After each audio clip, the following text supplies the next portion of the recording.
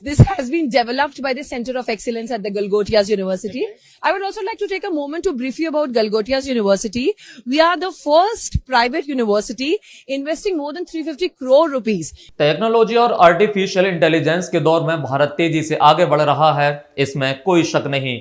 लेकिन इंटरनेशनल मंच पर दिखाया गया देसी इनोवेशन विदेशी निकले तो फिर सवाल उठाना लाजमी है। इंडिया एआई इंपैक्ट समिट में गलगोटिया यूनिवर्सिटी ने इंटरनेशनल फजीहत करा दी है। एआई समिट के गलगोटिया की पवेलियन से पेश किया गया रोबोट डॉग चीन का प्रोडक्ट निकला। तमाम फजीहत हुई तो गलगोटिया को पवेलियन छोड़ना पड़ा। इंटरनेशनल मंच से खुद की भी फजीहत और देश की भी फजीहत। और अब इनोवेशन के दावों की हवा निकली तो माफीनामे में पूरे झूठे का ठीकरा प्रोफेसर नेहा सिंह के सर फोड़ दिया।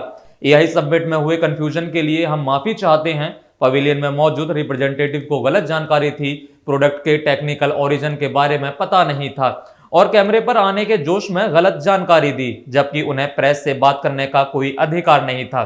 चलिए मान भी लें कि प्रोफेसर को जानकारी नहीं थी, तो भी विवाद से पहले तक तमाम विज्ञापन में रोबोट डॉग को दिखाना और बार बार सफाई देना कौन सी मजबूरी थी। इस वीडियो में देखिए किस तरह यूनिवर्सिटी गुमराह करने की कोशिश कर रही है। Orion is the new artificial intelligence face. It is a robot dog. और जैसा कि आप देख सकते हैं ये बहुत सारे शेप्स और साइजेस में अपने आप को तब्दील कर सकता है और इसके अंदर जो बैटरीज हैं वो 8 घंटे तक ऑपरेशनल होती है। लेकिन ओरियन को गलगोटिया प्रोडक्ट बताया गया तो चंद घंटों में ही सोशल मीडिया पर रोबोट के यूनिटरी गोट होने का दावा होने लगा, जिसे चीन की यूनिटरी रोबोटिक्स ने बनाया है। मामले ने तूल पकड़ा तो यूनिवर्सिटी की ट्रोलिंग हुई तो गलगोटिया और प्रोफेसर नेहा सिंह दोनों के बयान ने पलटी मार दी। वो प्रोजेक्ट जिस काम के लिए आया था, बच्चों के इनोवेशन करने के लिए, स्टडी करने के लिए, यहाँ सिर्फ वो प्रोजेक्शन के लिए था, वो चला गया। आपने सर इतनी कंट्रोवर्सी क्रिएट कर दी। देखिए मैंने बोला है end to end engineering, but किसके लिए बोला है? मैंने हमारे सॉकर अरीना के लिए बोला है कि इसकी एंड टू एंड इंजीनियरिंग से लेकर के, इसका लैब से लेकर के, इसका एग्जीक्यूशन एरिया हमारे पास है। Because see this is what happens when you just take out words and do not listen to the full thing. तो ये एंड टू एंड इंजीनियरिंग दूसरी चीज के लिए बोला गया। और दूसरा जो आप कह रहे हैं कि यहाँ से हटाया क्यों गया, वो इसलिए क्योंकि आप हमारे बच्चों का जो एक्चुअल काम है, जो हम डिस्प्ले कर रहे हैं, उसकी तरफ आप अपनी एनर्जी ही फोकस नहीं कर रहे हैं। आज अगर वो फिर वो यहाँ पर इतना डिस्कशन होता तो आप बिल्कुल नहीं देख पाते कि बच्चों ने जो एप्लीकेशंस डेवलप किए हैं और जो स्टार्टअप्स डेवलप किए हैं उसमें कितनी मेहनत लगी है। एज ए इंस्टीट्यूशन हमारा काम सिर्फ बच्चों को प्रमोट करना है, उनके काम को आगे बढ़ाना है। लेकिन सवाल यह है कि इंटरनेशनल मंच पर जब दावा किया जा रहा था तो यूनिवर्सिटी ने तत्काल ही प्रोफेसर पर एक्शन क्यों नहीं लिया? जैसा कि माफीनामा में लिखा गया कि गलती सिर्फ प्रोफेसर की थी, बात एक इनोवेशन की होती तो भी ठीक, यहां तो झूठ का पुलिंदा ही बांधा गया। गलगोटिया ने न केवल चीन की यूनिटरी रोबोटिक्स के यूनिटरी गो को अपना बताया, बल्कि कोरिया के ड्रोन सोकर को भी अपना बता दिया, जो कि असलियत में मार्केट में स्ट्राइकर V3 ARF के तौर पर सिर्फ 40,000 में उपलब्ध है। जबकि सोकर ड्रोन को यूनिवर्सिटी स्टाफ ने अपनी एंड टू एंड इंजीनियरिंग का प्रोडक्ट बता दिया। इसकी एंड टू एंड इंजीनियरिंग से लेकर के इसका एप्लीकेशन सब कुछ यूनिवर्सिटी पे हुआ है और ये इंडिया का पहला ड्रोन सॉकर एरिना है जो गलगोटियास पे ऑन कैंपस आपको देखने को मिलेगा। टेक्नोलॉजी सेक्टर में मेड इन इंडिया और इन हाउस डेवलपमेंट जैसे दावों की विश्वसनीयता बहुत ज्यादा मायने रखती है। अगर कोई संस्थान किसी इंपोर्टेड या रेडीमेड प्रोडक्ट को अपना रिसर्च बताकर पेश करता है तो यह न केवल नैतिक सवाल खड़ा करता है बल्कि एकेडमिक ट्रांसपेरेंसी पर भी असर डालता है। एआई समिट कितना बड़ा मंच है, शायद गलगोटिया यूनिवर्सिटी इसे समझने में भूल कर गया। सवाल गलगोटिया की ही इमेज का नहीं बल्कि देश की साख का भी है।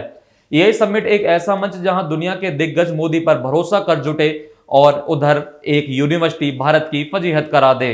समिट हो रहा है उसमें इस तरीके से लाना, मैं समझता हूँ ये चिंता का विषय है।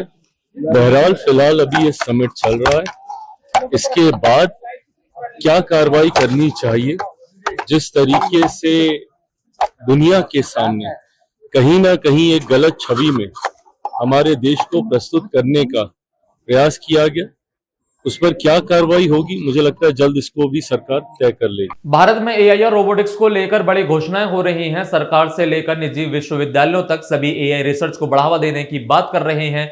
ऐसे में अगर किसी समिट में प्रस्तुति को लेकर पारदर्शिता ना हो तो यह पूरे इकोसिस्टम की विश्वसनीयता पर सवाल खड़े करता है।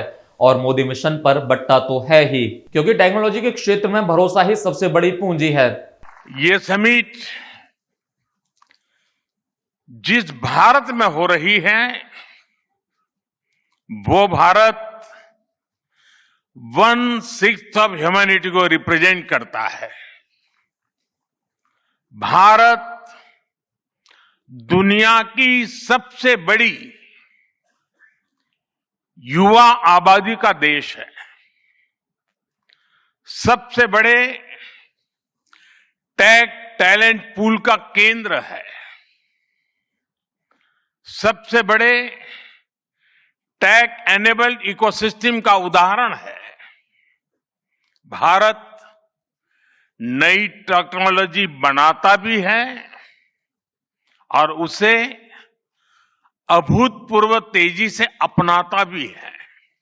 एक तरफ मोदी का मिशन और दूसरी तरफ ब्रांडिंग के चक्कर में गलगोटिया का झूठ, और अगर दावे और वास्तविकता में फर्क है तो सच्चाई सामने आनी ही चाहिए।